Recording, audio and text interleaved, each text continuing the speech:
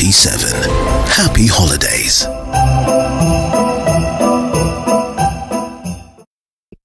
And here we are.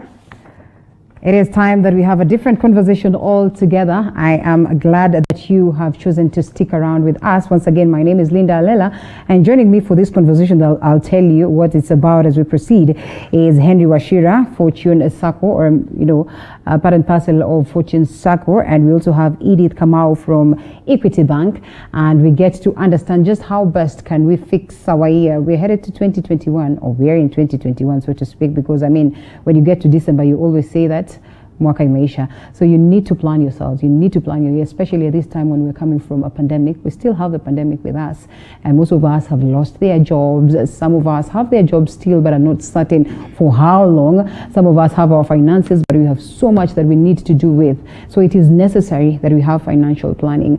And in most cases, we'd say every other year, you sit down, you review on what you've done throughout the year. As you get to another year, you know what you need to do and how you're going to plan your finances. But this year is a little bit different, courtesy of the COVID-19 and the adjustments that we've had to do. So the lady and gentleman will be joining us to give us tips on how best we can do this. Henry, good to have you. Forgive me for not starting with you, Edith. Ladies should always be first, yeah, but they say men before. All right, so here we are. And, as vague as it might sound, I think it's always one thing that we ask ourselves every other year, or towards the end of the year. Then we ask, well, the next year is coming. I have these finances. This is what I have for a job. This is the little I can make. This is the more that I'm seeking to make. How do I get to balance all this to fit in to my needs, and importantly have surplus to save? You will go first now that we said ladies first. Yeah. Okay, thank you very much. Yeah. I'm Edith from Equity Bank. Right. And for us, however much your bank, we encourage more on savings because savings actually is part of our life. Yeah. And I think that is the main challenge we have, because I don't know, there's a culture or it's a belief or something happens when it comes to December. Yeah. Everybody's in a rush Right.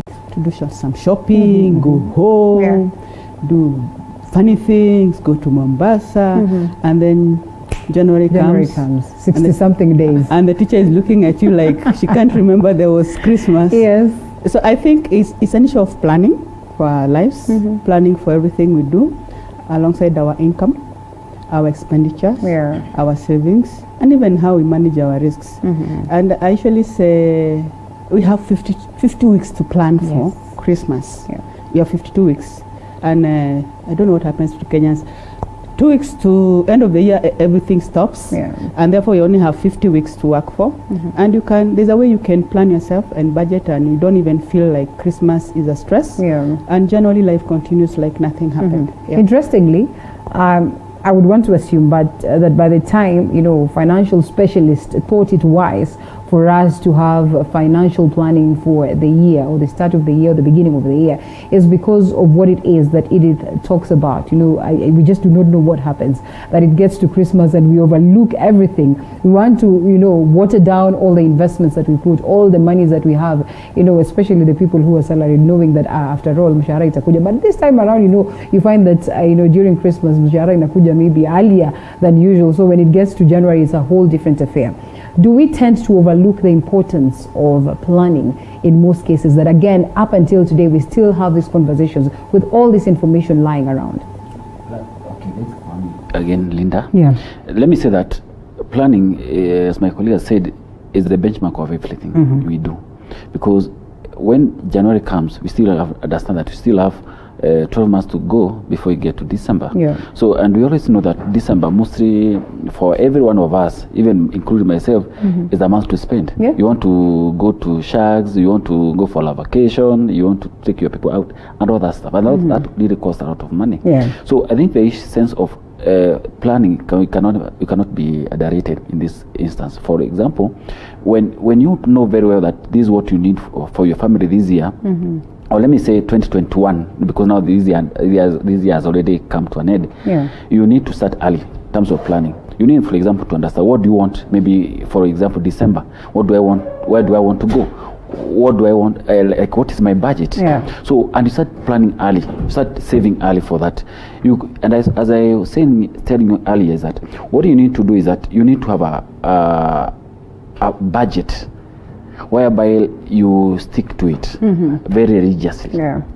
And this budget, it comes with, like, you can do a 50, 30, 20, whereby 50% comes for, you spend of your income, you spend through your normal expenses like rent, like transport and all that. And then maybe 30% you do with your other expenses like lifestyle, drinking one after on a Friday night or that. But then the 20% you keep aside for such engagements that maybe you know they are your future. And this percentage, you can still keep a portion of it for that need which you are very much sure you're going to encounter in December. So maybe, like, for example, you want to fly out of this country and you know this is the budget that maybe these are the expenses. You can start planning from January. Every single month that I get paid, I'll keep aside 10,000 for this purpose. By the time you get to December, you'll have like 120,000, and that will not have eaten much into your other engagements. You still have the other engagements in place, and this other plan that you have, and because you know very well January will come, that one was already budgeted for. So it's not something that is going to get you out of nowhere, and you start finding yourself spending on it. Yes. Well, we're saying we are so much focused on the culture of saving, which is very important. But to note also is that sometimes people will tell you, if you're able to save and you do not have access of that money until a certain period, it is much easier as opposed to when you get to saving and saving and saving, and you know very well that when you close your eyes and open, you're able to access your money anytime. Sometimes you really do not get the discipline of saying that you will religiously follow your plan. I mean, are there spaces where one can say, I can put my money on this, I can put my savings on this, and confidently say that this is something that will guide me towards religiously focusing on sticking on my plan? I'll speak to there are three models of saving. Yes. And this depends with somebody. There's what we call saving upwards. This is where you keep money. You save somewhere, like in a savings account.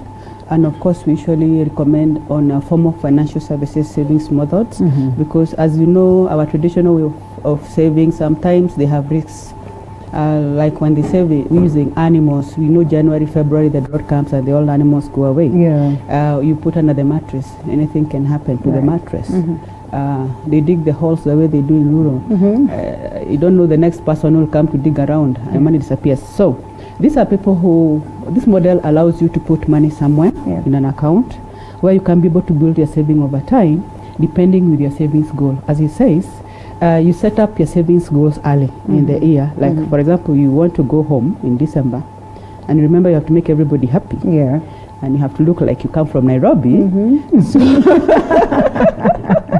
So you plan for that time. So you start saving from January. And usually say, if you're earning money on a daily basis, then you break your savings habit on a daily basis.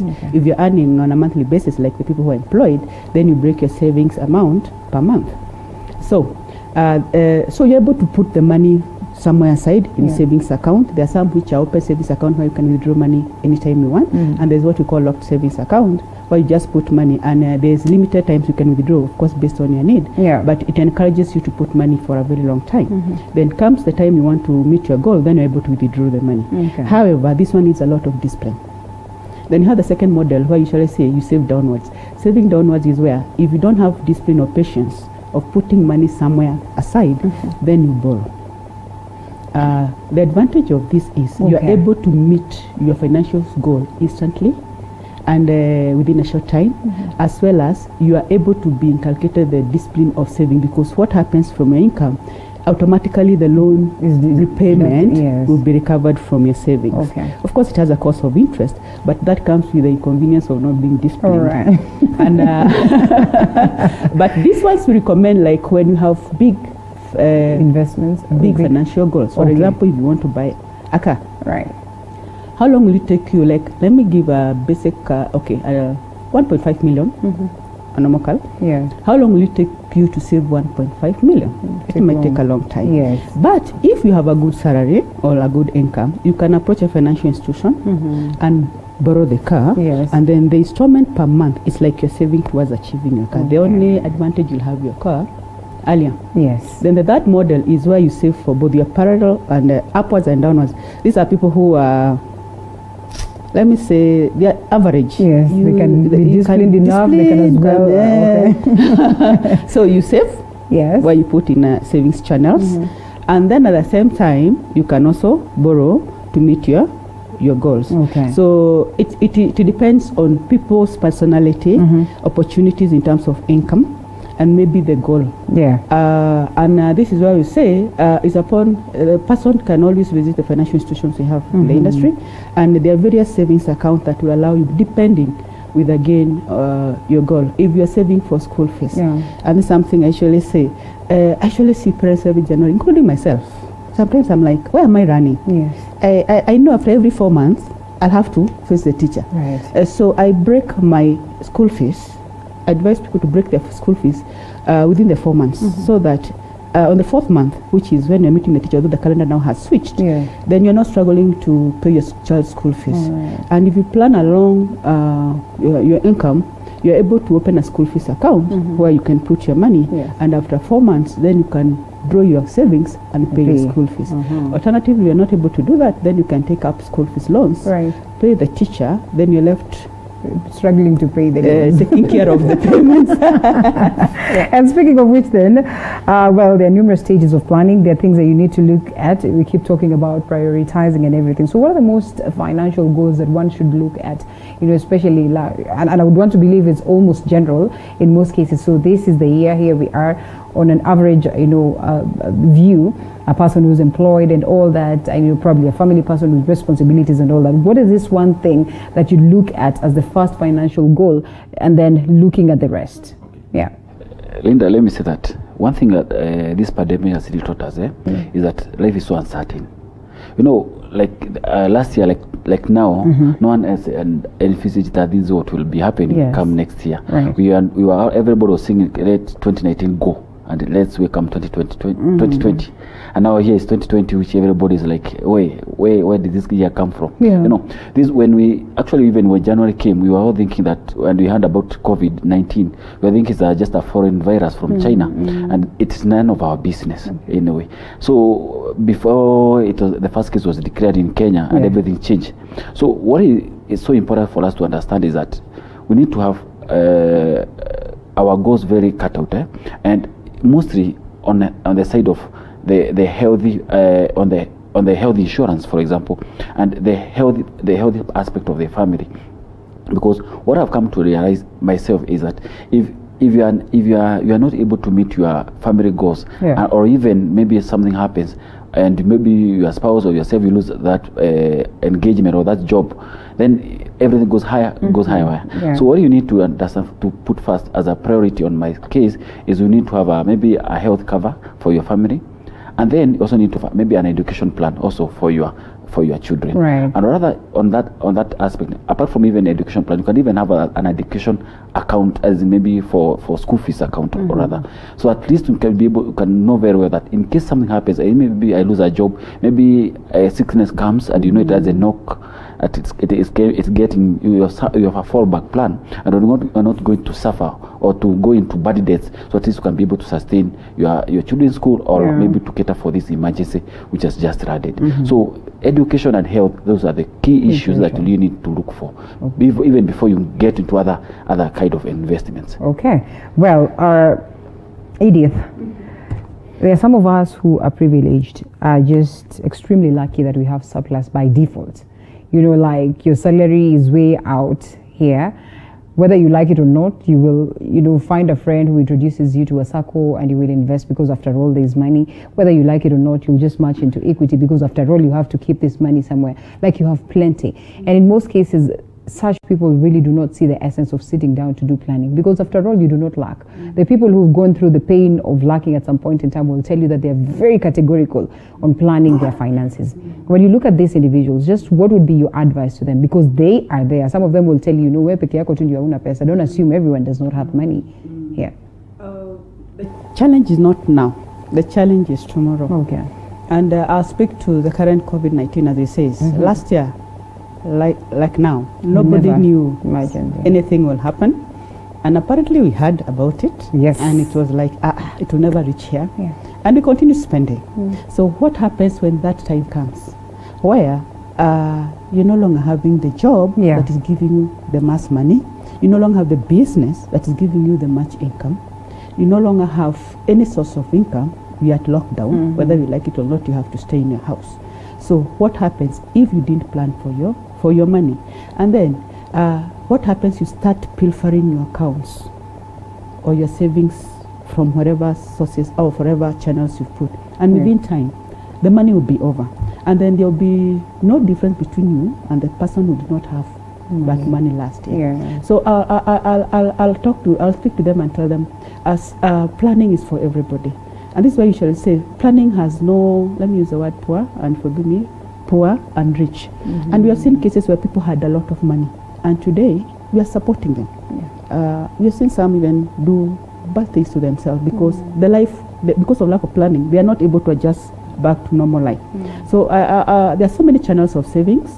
And as he speaks, we have the basic savings account. That one is where you transact account. We have mutual funds where you can put in your money. You have other kind of investment channels where you can put your money. If you're not using the money now, the money will start generating income for you. And if when that time comes, then you'll have a machine generating money for you, and your life will continue as normal. You'll find this is very common mostly to the young people. Yeah.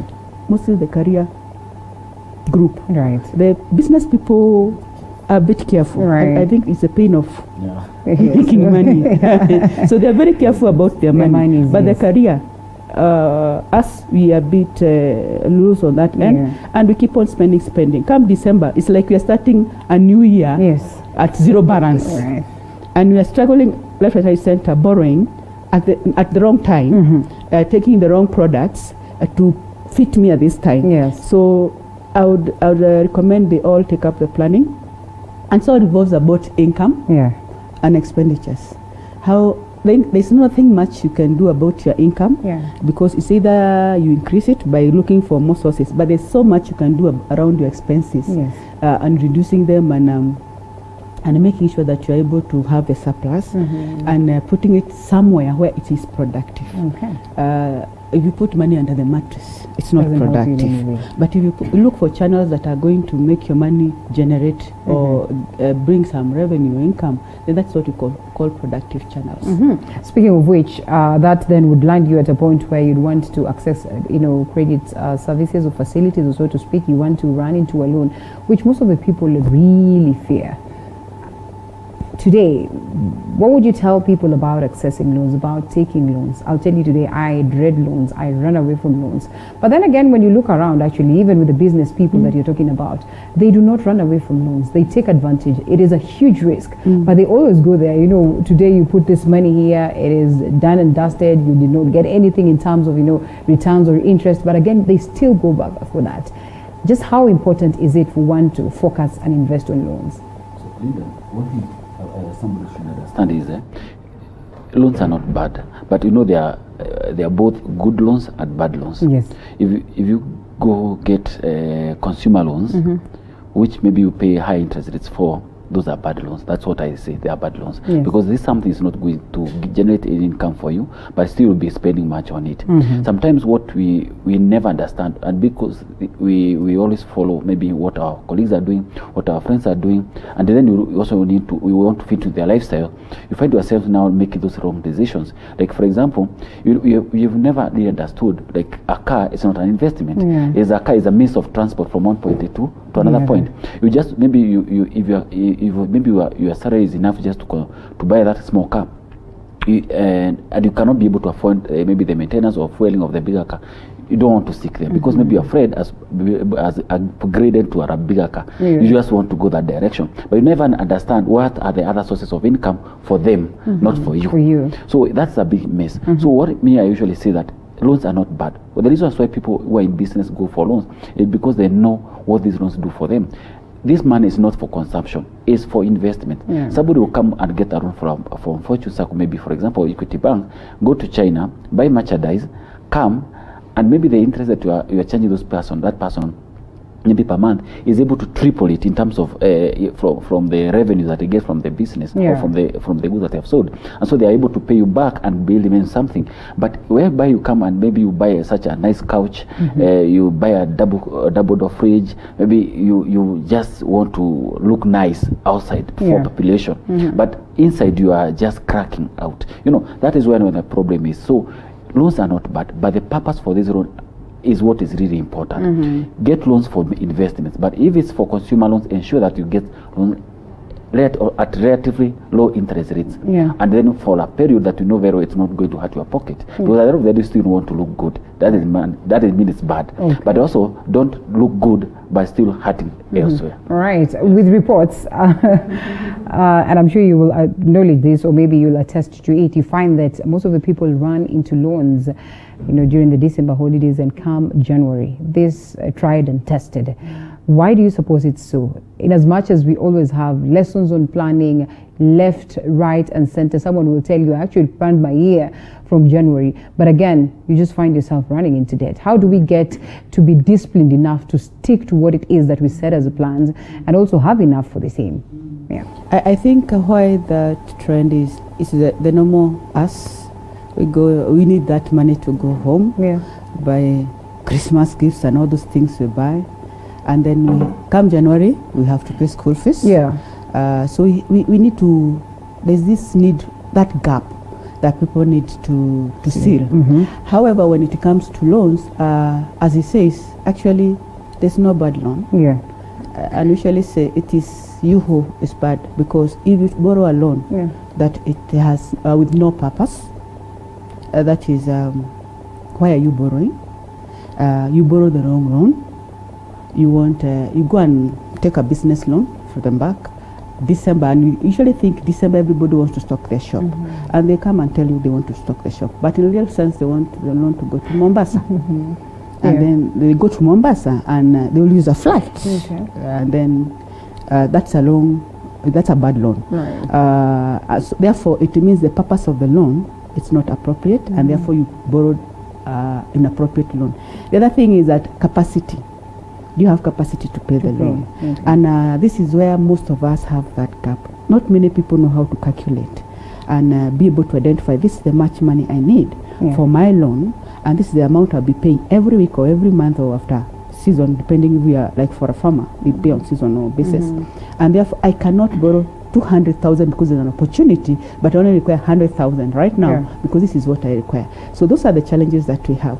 However, there's a lot of currently there's a lot of financial education going on. Actually, the government also has put it as a priority, and there's a lot of efforts to train people on how to be able to manage their debts, to do a lot of savings and build wealth and investment and invest to build wealth. And then all this comes to what we were saying, budgeting.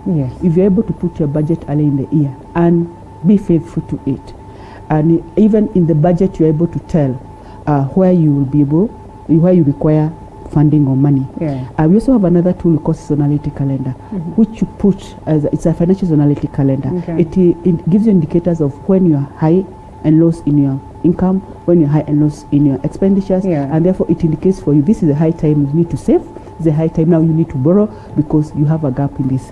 So if people are able to be trained, and the good thing is that Kenyans have started appreciating financial education, I think this will change within time. And we have seen the trend changing. If you listen to the banks, borrowing has a bit reduced, not because of COVID, because even the customers are able now to do those calculations, and they're able to tell my business is not performing well right now because the market is not conducive, and therefore I don't need loans for now. But they can tell you during this period I will require money because they will pick for my, like December, they know there will be peak for food. Right now, food businesses are doing well. The ones not hotels, like groceries and the fresh foods. December, it will be a high peak for food. So this is the right time for them to borrow so that they're able to stock the shops, but not to go to Mombasa. All right. Well, towards the last minutes, sometimes you find that you wear a lot of caps. Or capes, or so to speak, depending on how you come from, or where you come from, or where you schooled from. So you would realize that they would need to balance, personal finances, you need to balance family finances, you need to balance business finances, and all this. how do you get to strike a balance that you do not get confusion getting into this other? Because I've seen people who say, it's okay, I will not access the bank, but I will go into the business to get this money to come and cushion what it is that I'm going through in family, and then find my way back to pay all that. How do you get to separate all this? Let me say, Linda, this is a bit tricky, but for most of us, yes, whereby maybe you have money in this pot, another one in this pot, another one in that pot. This is for education. It's for my emergency fund. It's my holiday. Then in between, this one is deprived. You want to come and pick it from this and that. Yes. You will stand there. So that one is a bit complex. But what happens is that that financial discipline is what is really important. And then having a cut-out plan of your intentions. What you need to do is just first to map your expenses. You know, understand one. Maybe you have one area of your income. Maybe it's from employment, for example, and you understand maybe from employment. These are my other streams of expenses. My expenses going to rent. My expenses going to school fees for my kids. My other expenses going to medical expenses for my family, and even to assist your folks in the village, or even for Arambes that you will call now and then. So you need to be very wise about that. And one thing you need to understand is that if you put money for all those purposes in different accounts or in different areas, it's not always good. For example, maybe for example, in a month, maybe in coming month, January, you've planned that money for rent is this amount, money for fueling your car is this amount, money for your school fees is this amount. And then you find that maybe in between, the number of fundraisers you've been called for, maybe you had planned that this month I will just do 10K for philanthropy. Then all of a sudden you look at your WhatsApp group and see that people are having 20 groups, and they are all very important. You know, this one is for this person has cancer, this one is kid who has been set home for because of school fees and all of you. They are all important, yes. But you know, one thing as per your plan, you had budgeted for 10K for that month. So let me tell you something. It's never don't feel as if you're indebted to everybody.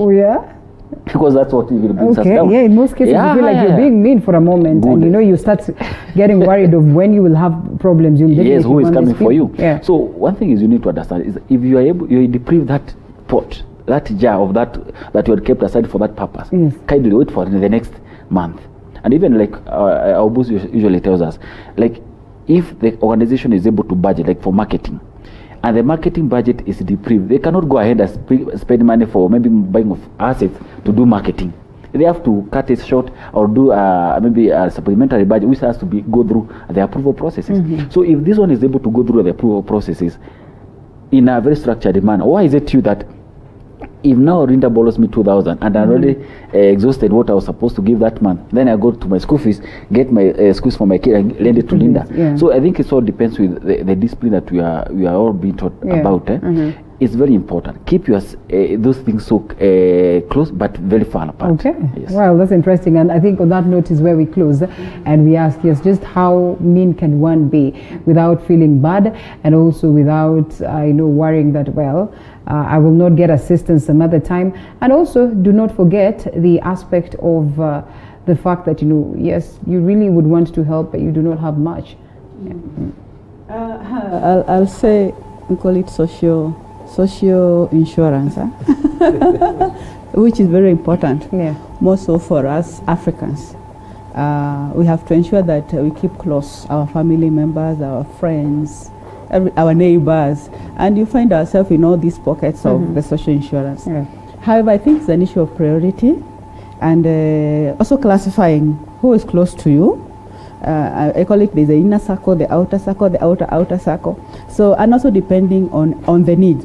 And I use a very good example, which is sorry for women, they tend to think I'm a bit harsh. Where somebody comes to request for assistance, I'm having my baby 9 months, and therefore kindly assist me. And I'm like, you had 9 months to prepare. You will get like a baby, a beautiful angel. How can you come now and say 7 months down the line, 8 months, you need help?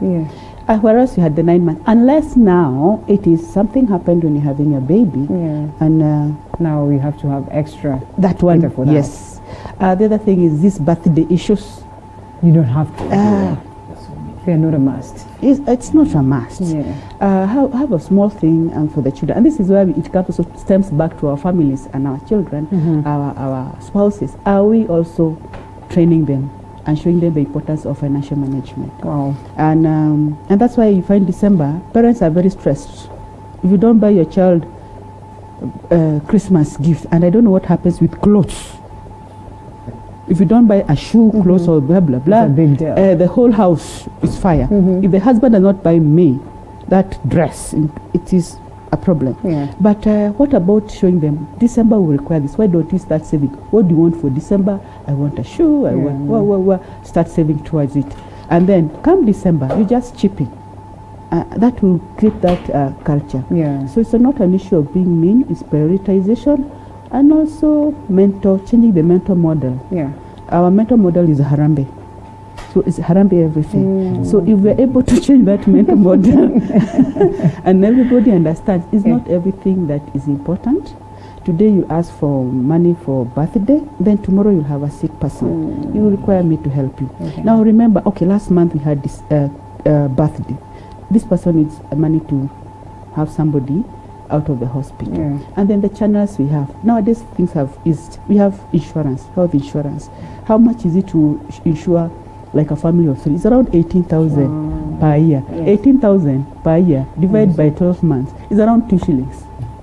200 shillings, I think, per month. Yes. So if you're able to put that money aside and take the insurance, then it implies that you not go for that kind of help. Yes. And education, as he says, if you put money aside, that time your child gets an A and they need to go to do medicine in this university and the fees is so high, you'll have money to do that. Right. So people will only be left with the most important things to call for help. Therefore, people will not feel like I'm mean or I have to be mean. Right. Yeah. Okay, well, that's incredible. But husbands out there, please do not stop, treating us for Christmas just because we said that we can be lenient with that. Otherwise, it was good having you. And as we look forward to our prosperous 2021, we always say that it's okay. You can pick up the pieces. It's not always too late to change that notion and that mentality that we're talking about. And, not too late to start up that investment. Thank you so much, Edith Kamau from Equity and Henry Wachira from Fortune Circle. It was good having you. And I know we can speak about this until the cows come home, but all the same, the little that we get, we make use of that, and slowly by slowly we keep up and we pick more lessons that are instrumental. My name is Linda Alela. It was good doing this with you from the start of, taking out on the world of news. And up until now, as I look forward to see you some other time, do have yourself a lovely night ahead. Bye-bye.